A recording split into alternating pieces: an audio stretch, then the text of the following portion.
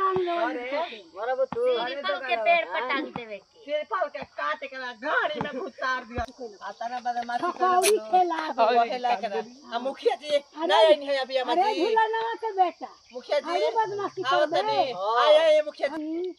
पेड़ों पर चढ़ के देखता है आदमी के भगल मुश्किल कोई ले है मुखिया एक जी के कौन सजाय देवल जाई गाल में ठीक के ठड़ कर देवल जाई एकदम एकर दिल्ली 550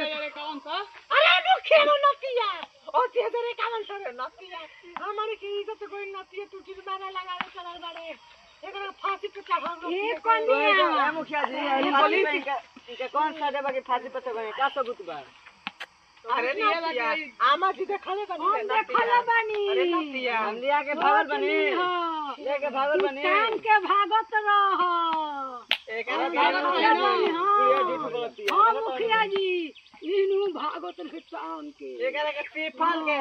काट कर गाड़ी में डाल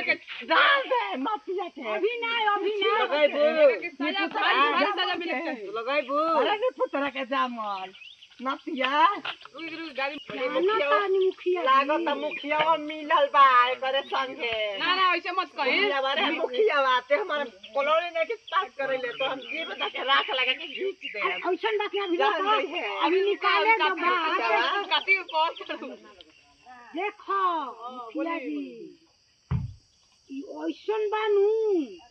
चमटोलिया में दारू बिकाला आ दरुइया नु 1 किलो पर 2 किलो फ्री मिलता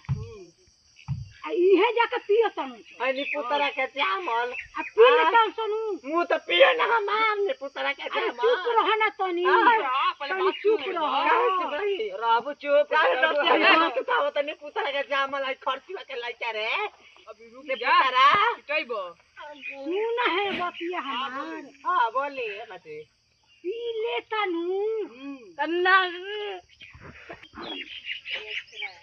आई करियो रहे हऊ